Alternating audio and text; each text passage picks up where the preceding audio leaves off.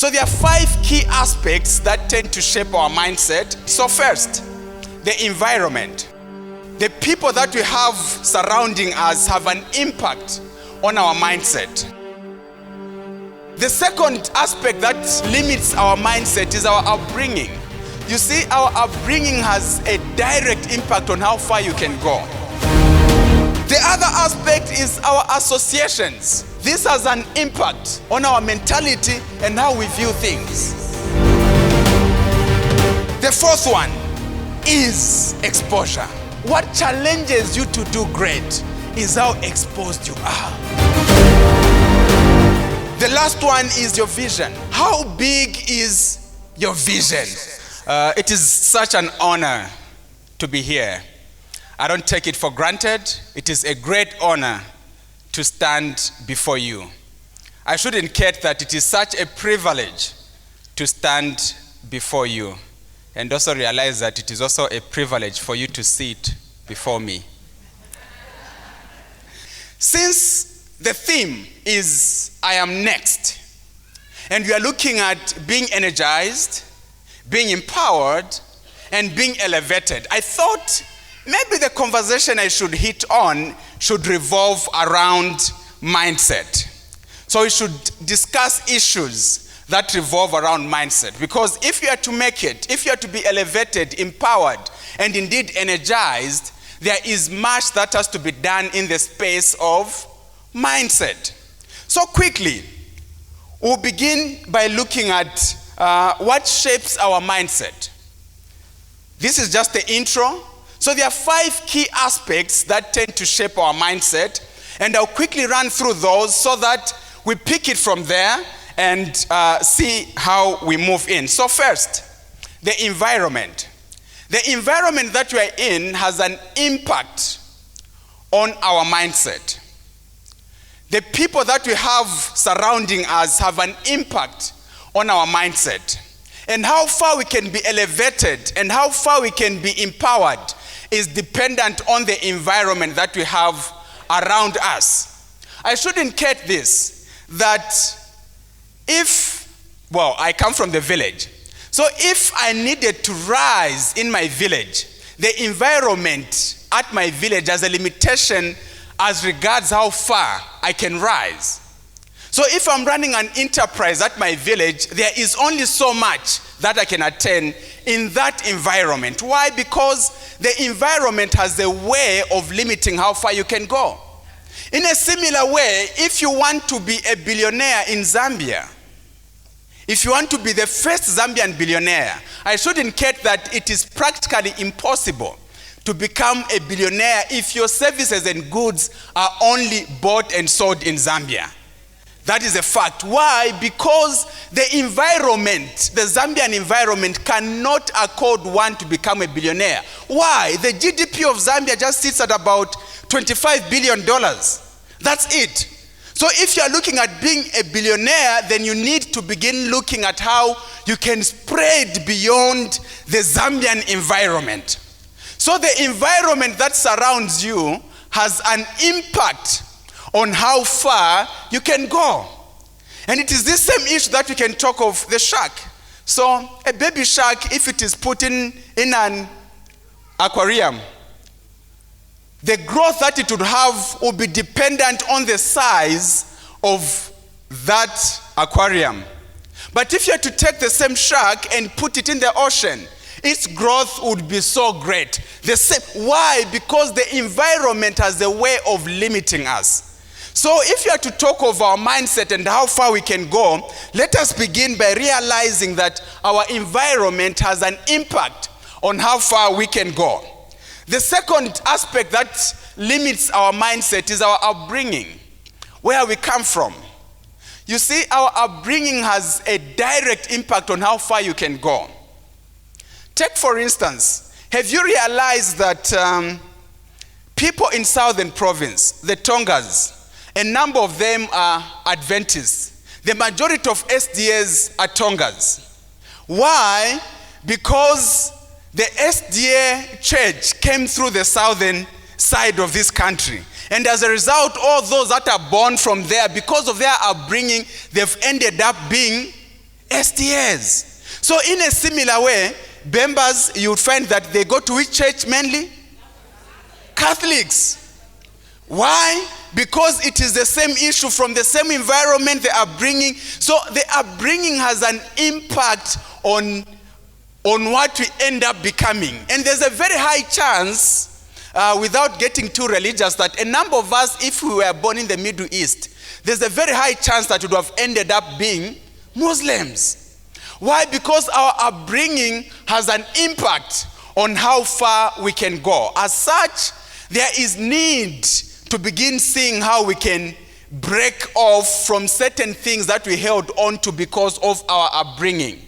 There are certain backgrounds that we have that would call generational cases and whatnot, without getting in details. Some of these things, it is because from a very young age, you saw certain things to be normal that are not normal. As a result, you pass them on to your children, and they move from your children to your children's children. Why? Because of our upbringing.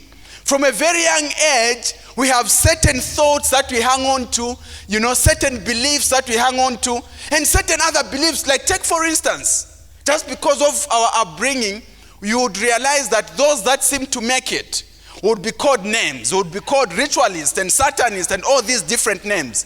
It is from the upbringing. As such, even as we grow, everyone who seems to break off from poverty, we must call them names. And if it's a lady, who has she slept with?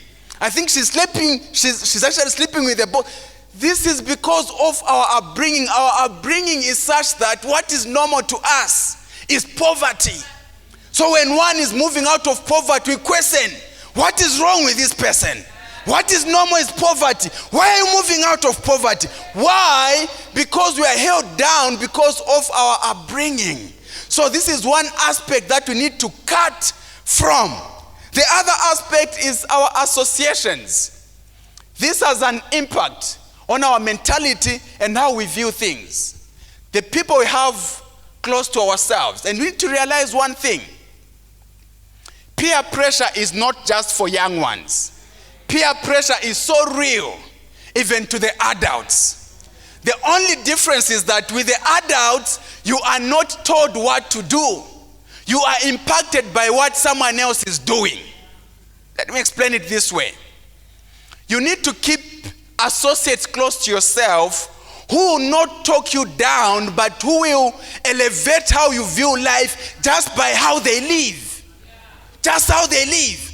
People who will not just sit around gossip and talking about things that don't add value, but people who will push you towards greatness.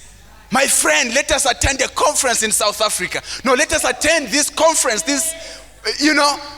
people who push you in that direction. Those are people that you should have close to yourself because they have an impact on how you reason, how you think, and they have a direct impact on your mindset. And I shouldn't get this. You need to have people around you who challenge you to become a better version of yourself. Not that they'll talk you down or they'll say anything, just the way they live their life. You should then be moved. Not people who you just be competing on how poor you are. Yeah, between me and poverty, it's just a 500 kwacha. Oh, you are complaining. Me, between me and poverty, it's 100 kwacha. That's all I have. If you have people like that, you can't go far.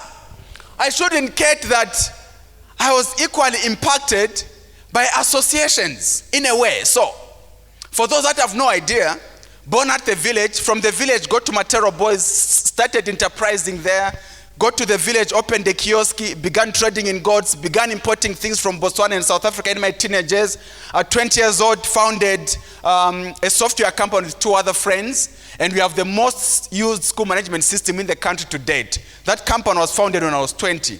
By the time I was 22, I got my first truck, and later on moved to these big trucks, what you call truck and trailers. And people couldn't believe that a 23-year-old could actually own such trucks.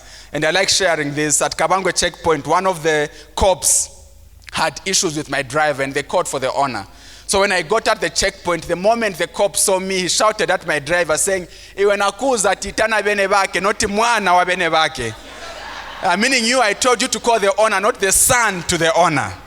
I was a young guy and a happening guy, 24 years old, founded DLN Technologies. Now, at about that time, I was invited for a meeting in London, Park Plaza. And I know, for those of you that know where Park Plaza is, it is in the most expensive district of London. Well, if you don't know, just imagine that there's an expensive district. Go to that meeting, just the way we are, great and all is well. We are the 7 of us from Africa, and I felt it. You know, have you ever felt that thing where you feel yourself, like you are just feeling yourself? You know? And in my head, I'm like, the village boy is here. I'm just feeling myself. Yeah. We stepped out for tea break, and we had these little cocktail tables. You know, cocktail tables, those high ones, so you don't sit down, you're just standing, you know, and waitresses are moving around with, you know, wine, juices, and whatnot.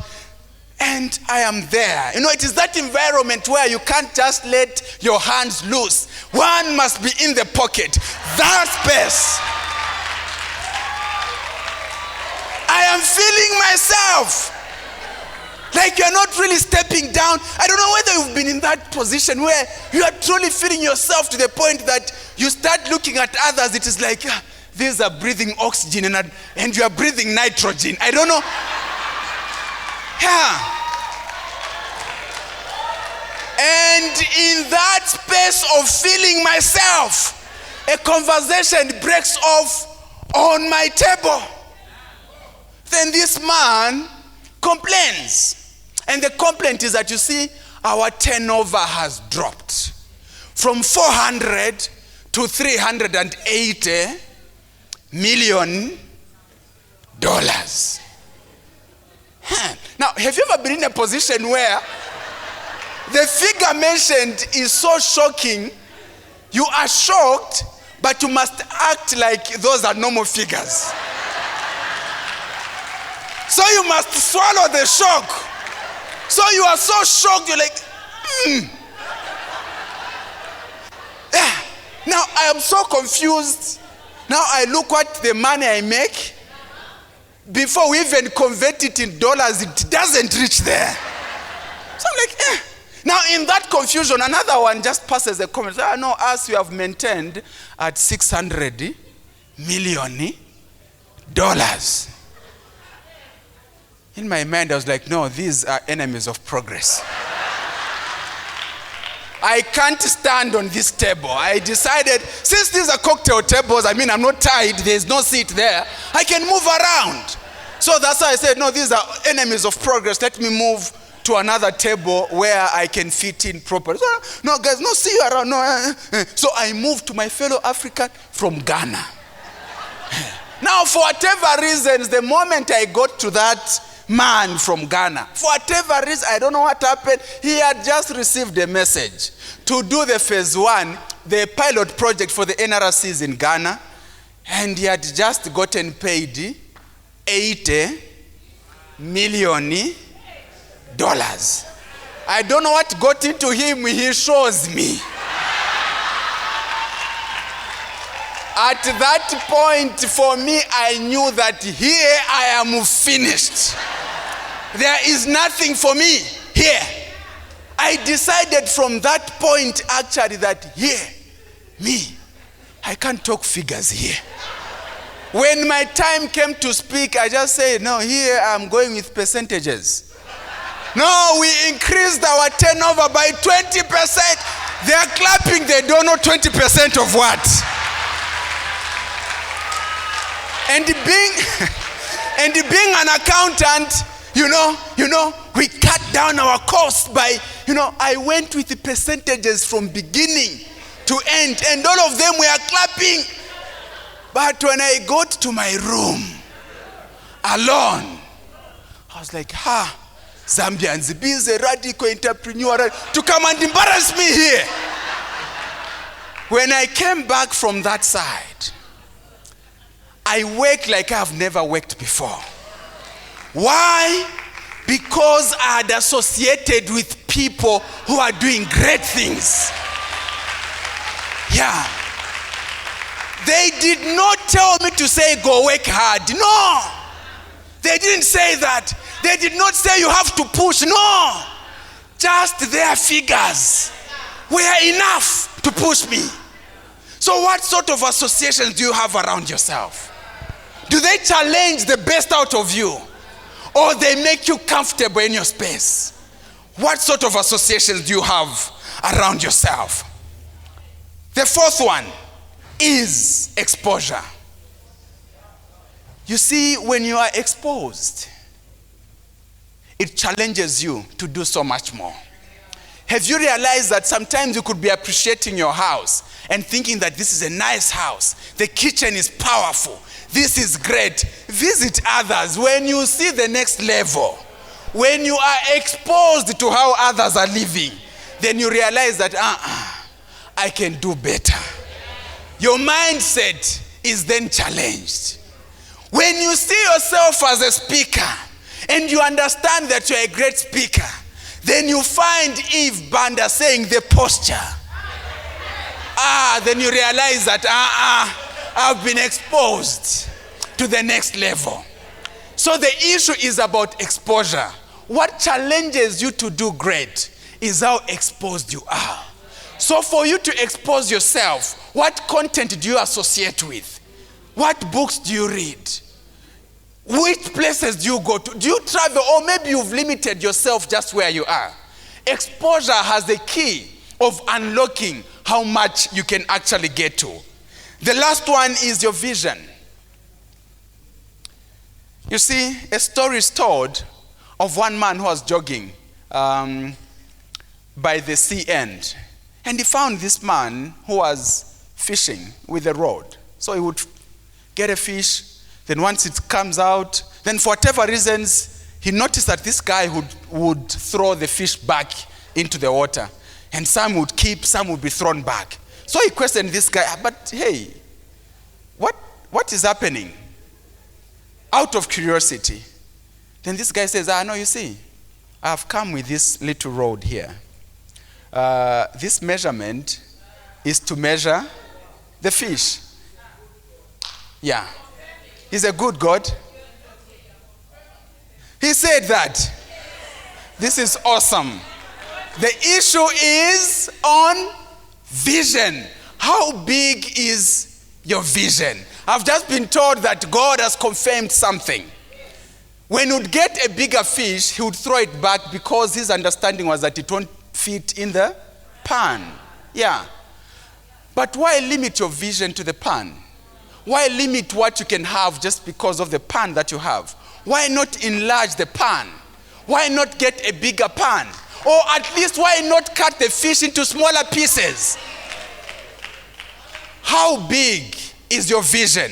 Don't limit yourself and take yourself to the next level. And as we move from that, now that you've talked about, the mindset, let me share a little on things to do with wealth. And we'll tie it up at the end on how mindset and the toxic things that you should move away from if you are to attain this wealth. So let us start with this. Maybe I should ask a question. Just a quick one. What is this? Money. I'm seeing and I'm hearing 100 kwacha. Paper. Currency. Great. We have correct answers and we have the not so correct answers. The issue is, let me begin by talking about money, because it is important that you understand what money is. Once you understand what money is, it will help us unearth a couple of things. And I'm hearing this, God. I'm confirming things. All right. Now I'm wondering what God has done, because I keep hearing this, God. All right. So quickly. Man is created. As man is created, the creator, at that point, there was no currency. then can we say God was broke since he didn't have money, as we call this money? Can we say Adam was broke since he didn't have what we call money? Because poverty, to a large extent, as we call it, is lack of money. So those guys didn't have what we call money today. So can we say Adam was broke? Let me give you a little background on things to do with money. Back in the era, we had the caveman era, the hunter era. In the hunter era, survival for man was to go out hunting. So your ability to survive and flourish was based on two things: your energy and your skill to hunt and kill. So the hunter who could easily bring down an animal was seen to be rich, was seen to have money. So at that point, what constituted money was energy and the skill. So for those mothers who would then choose who to marry their daughter, it is like, you should get married to Peter. You see, Peter is rich. Peter has money. See how he can hunt down animals. See how much energy he has. Because money at that era, for one to survive, they needed energy and the skill. So that is what the definition of money was. So the rich person was the one with the greatest skill to hunt and the greatest energy to bring down animals. That was money. Then as we moved from that era, you realize that land was useless. What was important was what was on land, and these were animals. From that on, we move on to the agrarian era. And in the agrarian era, this is where agriculture is then introduced. It is in this era where land then becomes valuable. So animals, yes, they're important, but land and planting on the land becomes valuable. So those that had big plantations were then seen to have money. So those that could produce a lot from these plantations were then viewed as rich people. And those that would have these huge plantations are those that would conquer others and own large chunks of land. And that is why, up to date, land is owned by royalty. If you go to the UK, much of the land is owned by the royal family. Even in Zambia, much of the land is owned by the chiefs. So land was then owned by royalty. The one who is in charge, royalty, they would own the land, and their wealth was determined by the plantations. Now, to do plantations so well, they then needed the manpower to do those plantations. And that is how polygamy was then introduced. So polygamy has nothing to do with love, and it has nothing to do with responsibility. Polygamy was an economic strategy. So you marry many wives, have many children, then you can have children to work in your plantations. So the bigger the plantations, the better it is for you. So polygamy is not an African thing. It is not an African thing.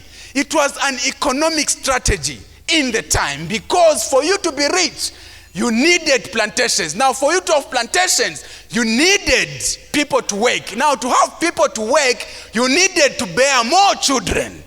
That was an economic strategy. You get it?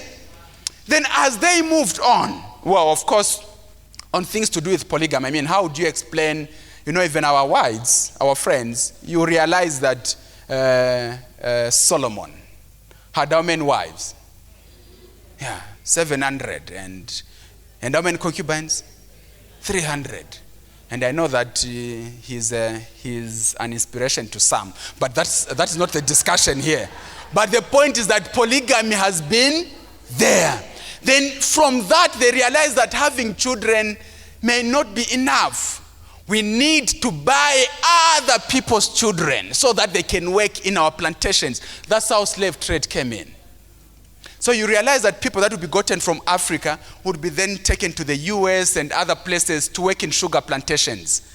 So that's how slave trade was then introduced. And later on, well, you know that to exchange, you needed the barter system, but all those were in the agrarian era. From then on, we moved to the industrial age. In the industrial age, machines are introduced. Now we can process the farm produce. Now from apples, we can have apple juice.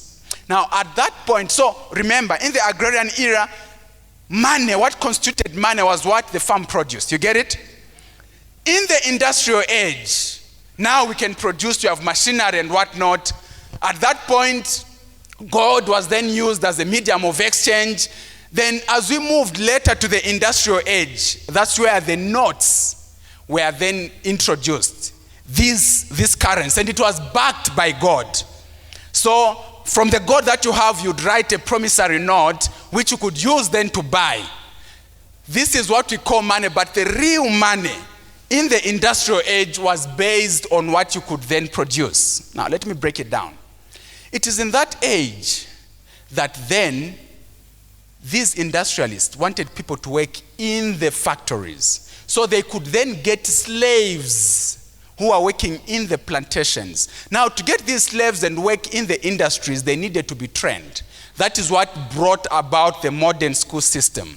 It was mainly to polish up these in the plantations to work on the machines and to properly incentivize them and to make them feel valuable. They were then given a salary.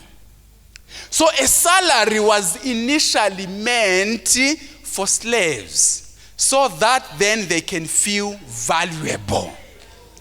So the whole issue of salary is coming from that background. And actually, just to even put it across so that you get it very well, the value of buying a slave was dependent on the weight of the slave. So if a slave is heavy, they would be put on the scale, weighed. So the heavier the slave, the more weight that slave is, and the more you could pay to get that slave. So you needed to go through the scale.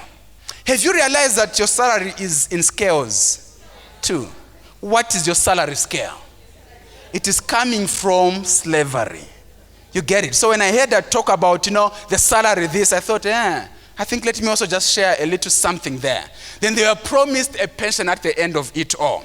So value and what was called money, at that point, the notes are introduced. Now, finally, in short, it's a whole thing we can discuss around this, but finally, in the information age, where we are in now, what is it that constitutes money?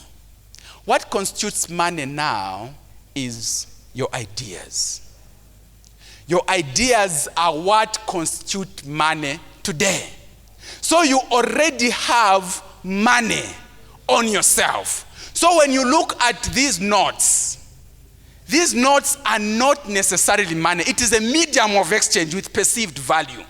Money is from your idea, so you have the power to make money. But for you to make that money, you need to sharpen yourself.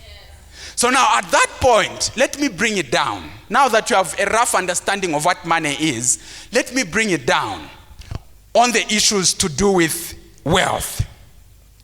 Your wealth changes as your mentality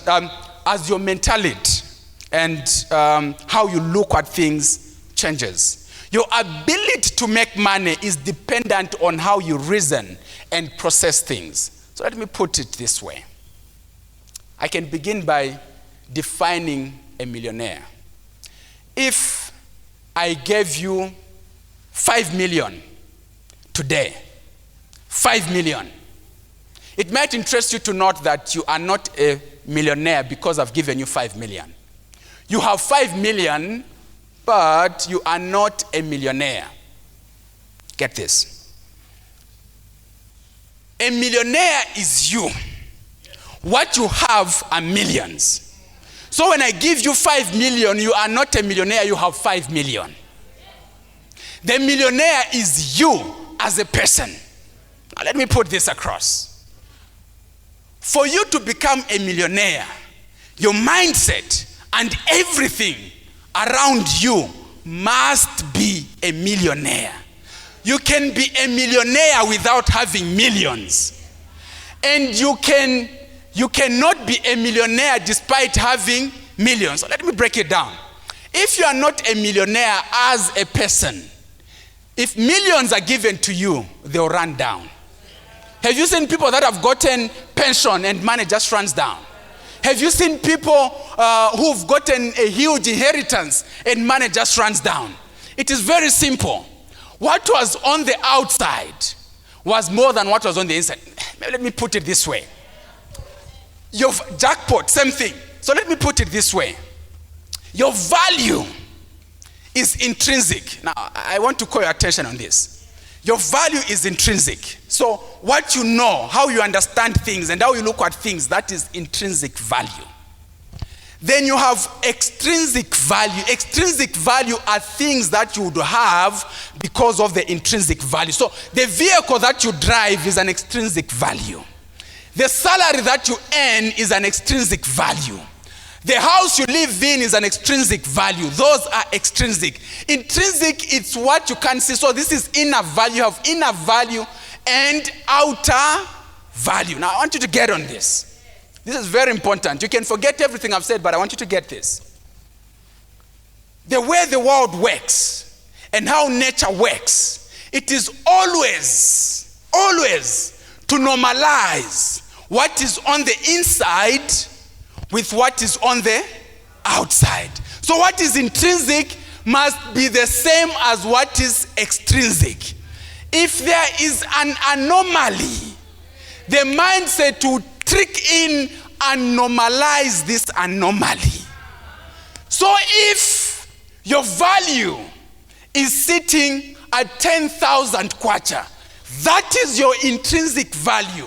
The moment in your account you have 100,000, your mindset will say this is an anomaly. Then it will trickle in behaviors that should make sure that this is normalized. Then all of a sudden, your phone was working fine, but now you're saying, I need an iPhone 15. Now I need the new handbag. Now I have not gone on a trip in a long time. I need to have a trip to Cape Town. You spend that 100,000, you only rest when it is at 10,000. Because that is where your value is. Does that make sense? So if I give you 5 million, you are not a millionaire. You just have millions. Your mindset will work until that is normalized. And let me tell you this.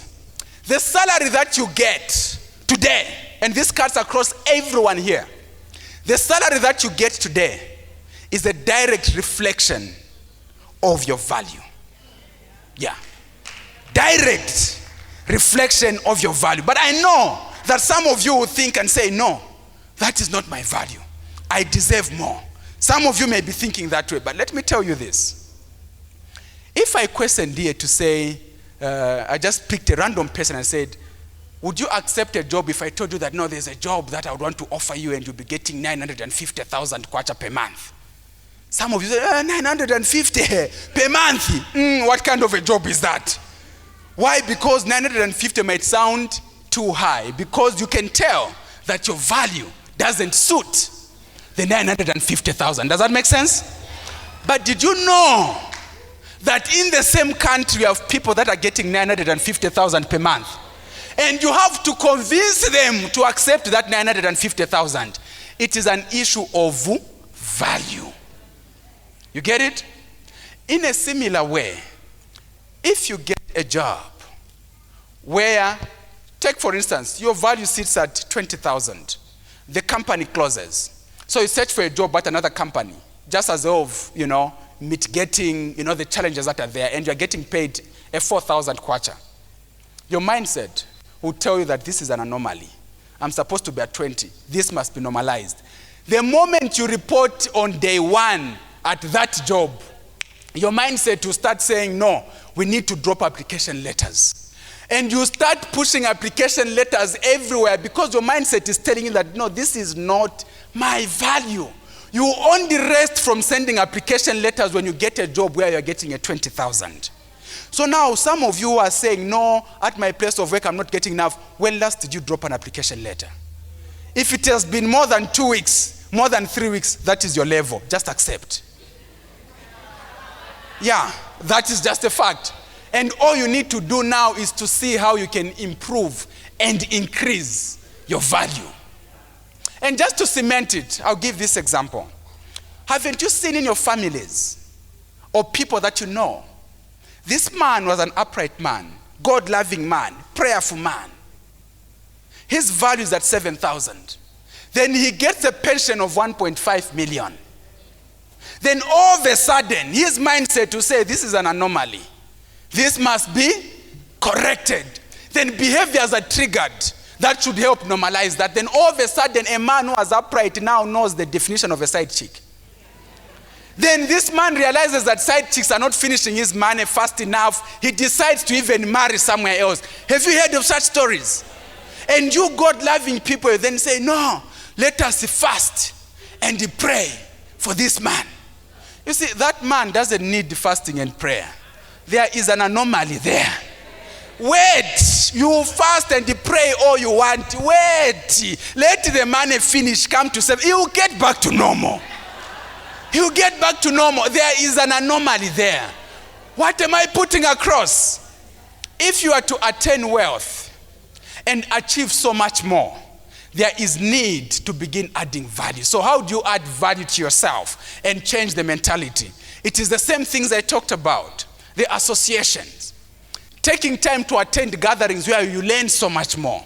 Taking time to get exposure through others. Getting time to learn so much more. What are you following on social media? All those things play a role in adding value to you.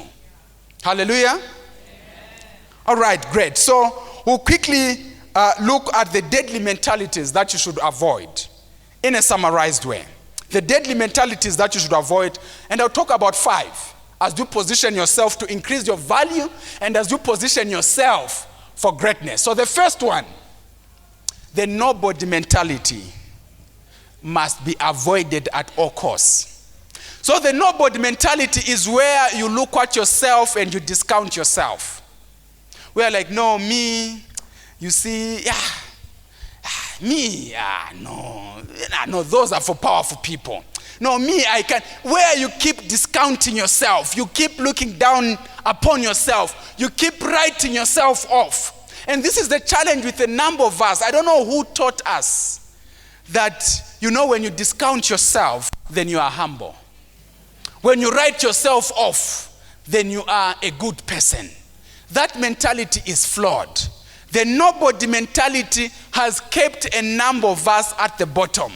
You discount yourself from instead of putting yourself up and pushing yourself to get to the table, you are ever writing yourself, no, me. In fact, you could even tell from the greetings. So, hi, how are you doing? No, we are living. Yeah, so, no, we are pushing. Yeah. How are you doing? Every time at Chikuruwacha, it's like you are ever writing yourself off. No, what is important? As long as I am breathing. No, how is everything? No, better than nothing. Why should nothing be your benchmark? Why should you always refer to nothing as your starting point? Better than nothing. Why should you be referring to nothing all the time? You are ever writing yourself off in the name of humility. I don't know whether it is humility. There are certain things that you are good at. Some of you can speak so well, can bake so well, but you keep writing yourselves off. No, you see, I don't have to blow my own trumpet. And this has been said, don't blow your own trumpet. At least tell us that you have a trumpet if you don't want to blow it. Yeah. Okay, you don't want to blow your trumpet. At least tell us that you have what? A trumpet. But you are quiet, you are holding on to a trumpet, you keep hiding it. And you are not progressing. Do you know what? A number of us are talented differently. But we have held ourselves down because of the nobody mentality. You've written yourself off. Let me tell you this. All the great people that have done exceptional things were ordinary people just like yourself and myself, with flesh and blood. Same. Even Alexander the Great, who conquered the world, he was an ordinary guy just like yourself and myself. And if you read through history, he was just saved by one. He could have died at the beginning of the story. He was just saved by one of the generals at the beginning. He could have died like any other. He was not any different than us. The only difference is that he believed that he could do it. And you see, in a very small way, I can share this. You can hear the way I speak. Can you believe that I grew up stammering? I couldn't finish words. Oh, actually, I stammer to date. I stammer. I've just mastered my stammering. I know words that I would stammer. When I start a sentence, I can tell that at that point I'll stammer. Yeah. I am not a great orator. Me, I know. You don't know. But I have believed that I'm great. If I even started now to say words like students, I'll know that I will stammer on that word. So instead of using students, I'll say pupils. Or I'll say learners. What am I putting across? I've decided not to discount myself. I have said on that table, I'll be there too. And I'm invited here because I have put myself on the table and worthy. If I looked at my weaknesses, I do not deserve to be here. This is a fact. I can tell, and I'm saying this so that you just pick this.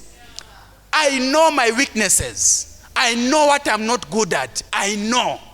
And I know that I may not even deserve to stand and speak to you if I brought out my weaknesses. But you know what? I've said, those are my weaknesses. I have these strengths. I'll blow my trumpet on my strengths. But the challenge with you is that you have your strengths, you have buried them, you want to amplify your weaknesses.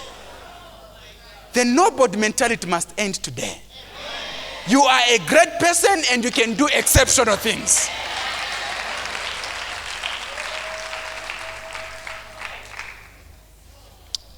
The second mentality that you should move from is the salary mentality.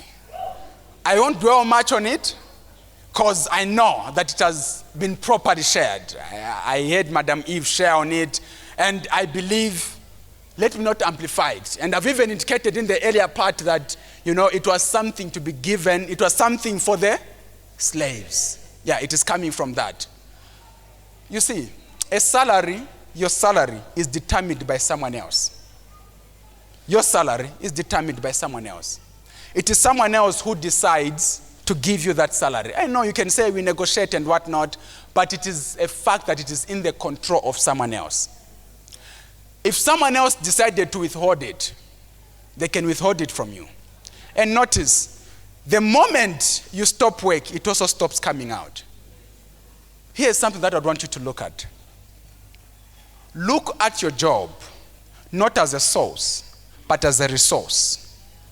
You look at your salary, not as a source, but as a resource. You look at your employers, not as a source, but a resource. What I mean by that is this. The money that you get, decide to look at it as a resource to position you for greatness. Begin looking at your salary as a way of amplifying how far you can go. Begin looking at your salary not as a lifestyle sustaining tool, but as the wealthy creation tool. The difference is this. If you look at your salary as the lifestyle sustaining tool, it will come in and go out. If you look at it as the wealth creation tool, it will become the machine that will make you a great person. Now, maybe let me just dwell a little there just to amplify a point. If you are using your salary as the lifestyle sustaining tool, watch out. 3 things that gobble the highest amounts from you. 3, accommodation, transport, and food. These 3 things are the 3 things that keep changing as you change your salary for most people. You have people that are getting a 1,500 kwacha a month. They'll stay, accommodation, Chazanga. Transport, they'll walk. Food, they'll get buns.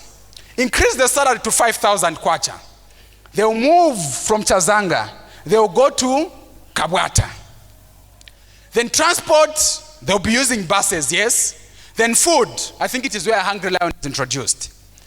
Move that salary to 10 or 15,000 kwacha. They'll move from, three things will change. They'll move from Kabwata, go to which place? No, Kablonga is not for 15.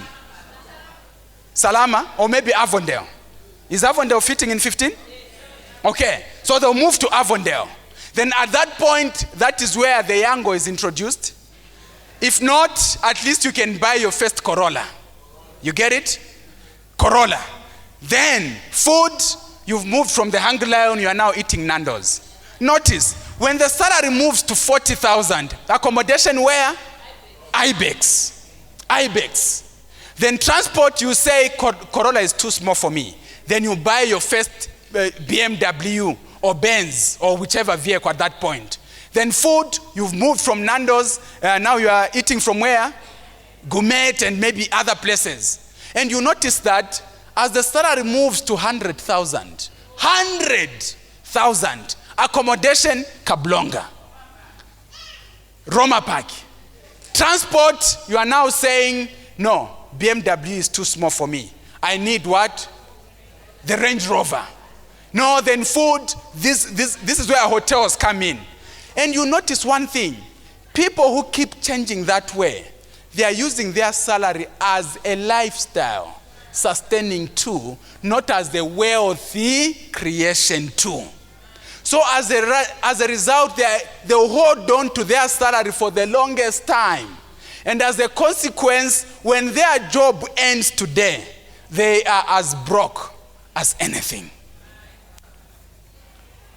So, watch out. Watch out, and this is a reminder to every one of us. When your income increases, don't change your lifestyle immediately. Don't change your life. And I know we are forced to change our lifestyles immediately because our thinking is that people must know that levels have changed. People need to realize that now I am at this level. I was there, now I am here. Let us move from that kind of thinking. So the third one, there are just 5 of them. So the third one, the nomadic mentality. So the nomadic mentality is one who is ever changing. From job to job. Today, from this business to that business. People with a nomadic mentality, they are not stable. Today they are dealing in hair, tomorrow they want to get in real estate. The other day they want to get into events. The other day they want to get into this. You see, the more you do that, you will not have a positioning that will allow you to become a great person in one thing. You end up being a jack of all trade and master of none. Choose an area that you believe you can be so good at. Get on it, do so well, and position yourself so well in that particular business, in that particular arrangement. You need to position yourself. Don't be the kind of person who is ever changing. And you notice this, people who are ever changing and not stable, they rarely achieve significantly. You even notice with the big companies, even those that have ended up being billionaires, Mark Zuckerberg is known for what? Facebook. The other things only came in at a later time. Jack Ma, it was Alibaba. The other things only came in at a very late time. Jeff Bezos, it is what? Amazon. The other things came in at a later time. Why? Because you see, it takes time to build one thing and build it extremely well. Even the rich people that we know in Zambia, we can talk of Mikalile. Where did he make his money from? At first? Furniture. It was only at a later time that he got into hotels and now meats. But the challenge is that a number of us, we have great business ideas. We start out something great, but for whatever reasons, the moment you start making money in that thing and all is moving well, I don't know what gets to your mindset. All of a sudden you start thinking, that other one will give me more money than this. Then you get money from this, put in this other thing. From that, you put money into the other thing. As a result, you end up having a lot of mediocre things. Nothing big and nothing to look at. Pick one thing and do it great. Notice this, even for doctors. You might think that, as a doctor, I want to be a general doctor so that when one comes with a knee issue, I can sort out. With a headache, I can sort out. With anything else. Notice that the people that get the highest salaries are specialized doctors who do one thing and do it well. Those are the ones that get to make it so big. So avoid the nomadic mentality. Then the fourth one, the entitlement mentality. How many minutes? 10? Okay. The entitlement mentality. The entitlement is where, you feel that everyone owes you a living. And everyone is the reason why you are not progressing. You want to blame everyone for your circumstances. Everyone has a problem except yourself. Let me share this. This entitlement mentality has kept a number of us from progressing. We have everyone to blame. We have every excuse to give. It is because of entitlement. I am a woman. Because I am a woman. Be excellent. The issue of being a woman will be a thing of the past. We have seen women rise and get to the top. You look what the top 6 banks, about 4 of them are led by women. So women have been able to rise. So don't bring that card of being a woman. And I want to put this across. Every excuse expires. No matter how authentic an excuse may be, it expires. No matter how real it can be, it expires. In fact, I even sympathize those that would be orphans at a very young age. That excuse makes sense. But you know what? You can't be 40 years old and keep saying I'm an orphan. That excuse would have expired. Not even the excuse of the economy. You can't stand and say, you see, life is tough. It is like your grandfather saying, you see, life is tough. Life is tough because you see the economy of Zambia in 1972. Though you can't respond to your grandfather, in your heart you say, Grandpa, if you have nothing to say, keep what? Quiet. Why? Because not even the excuse of the economy holds. It may sound real at the moment. Even the excuse of COVID. Remember that 2-3 years ago it made sense. When you say COVID this, COVID that, my business, COVID this, COVID that. It made sense. But look at it today. If someone came and said, you see, COVID. You say, if you have nothing to say, keep quiet. Why? Because every excuse expires. So the excuse you are holding on to, it too will expire. I know you have been cherishing it for the longest time, but even that excuse will expire. And I would say this to the few men who are here. I'm seeing a lot of women, but men, Dr. Aka, and the men who are here, don't traumatize your wives. Be a man who owns up and mans up. Don't get in the bedroom, in your bedroom, and you are complaining. You are saying, no, life is tough. You see, the president this, the president that. You are discussing another man's husband in your bedroom. No. No. You can't do that. You can't traumatize your wife that way. Don't have this entitlement of always blaming others for your circumstances. Be a person who stands up and owns up. Yeah. The final one, consumer mentality. Don't be a person who is ever spending and looking at what next to buy.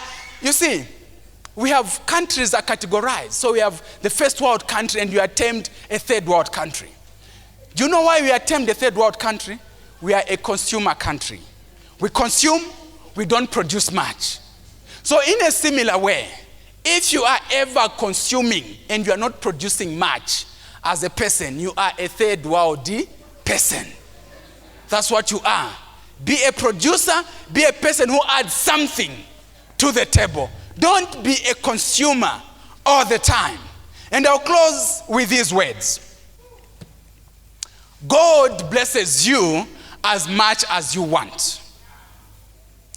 God blesses you as much as you want. Remember in John, a story is told. After Jesus had crossed to the other side, 5,000 come to him. They gathered before him. They were hungry.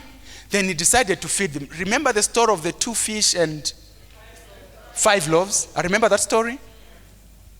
as he was cutting and giving to his disciples to in turn give to the people, he said these words. He said, give them as much as they want. The extent and the scope of the miracle was dependent on the want for the people. So if they still wanted more, they could have gotten so much more. So the blessings of Jesus were dependent on how much they wanted. And it's in a similar way today. It is dependent on how much you want. The moment you cannot utilize it all, remember, he said, gather up the fragments, and they filled 12 baskets. So if God has given you talents, if you don't utilize it fully, it will be gotten away from you. But the key thing is that he will bless you as much as you want. And this is the story of the widow in 2 Kings. Remember, the husband had died and they were indebted. And the debtors had come in to collect, his 2 sons. Then when he talked to Elisha, Elisha said, gather up the vessels. When vessels were gathered, the little oil, as it was being poured to the vessels, the moment it got to the last vessel, and the woman told the son to say, pass me another vessel, then the son says, all the vessels are full. Instantly, the oil stopped coming out. The extent and the magnitude of the blessing was according to how much she wanted. And this is the story, the first miracle performed by Jesus, the one of turning water into wine. It was dependent on the water pots that were there. So if they had brought in more water pots, more wine would have been done. So the miracle, the extent and the scope of the miracle was according to what they had provided. So what am I saying to all of us? Your blessings are dependent on how hungry you are, on how much you want. The challenge is that a number of us have settled for mediocrity. From school days, it has been mediocrity. Grades, average. Your degree, average. Your certificates, average. The job you get, average. The position you have, average. The husband you get married to, average. The children you have, average. Who go to average schools. The house you live in, average. The car you drive, average. Everything, in fact, even the money you have, average. And you are there saying, you see, I'm not materialistic. You are just average, my friend. You are just average. Be a woman who stands for excellence. Be a woman who lives according to her potential. Don't be, there's this notion that is there now to say, you see, as a woman, if I push too much, you see, men are intimidated by women. You see, who have pushed, so it will be difficult for what? Let me tell you, a real man, not all men, but a real man is not intimidated by the success of a woman.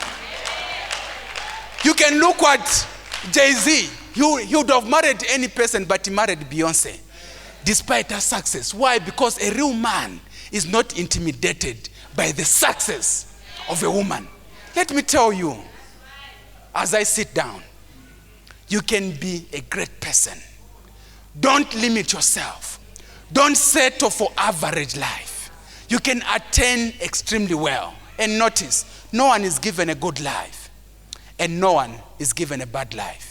You are just given life. It is up to you to make it good or bad. May God bless you all. So there are 5 key aspects that tend to shape our mindset. So first, the environment. The people that we have surrounding us have an impact on our mindset. The second aspect that limits our mindset is our upbringing. You see, our upbringing has a direct impact on how far you can go. The other aspect is our associations. This has an impact on our mentality and how we view things. The fourth one is exposure. What challenges you to do great is how exposed you are. The last one is your vision. How big is your vision?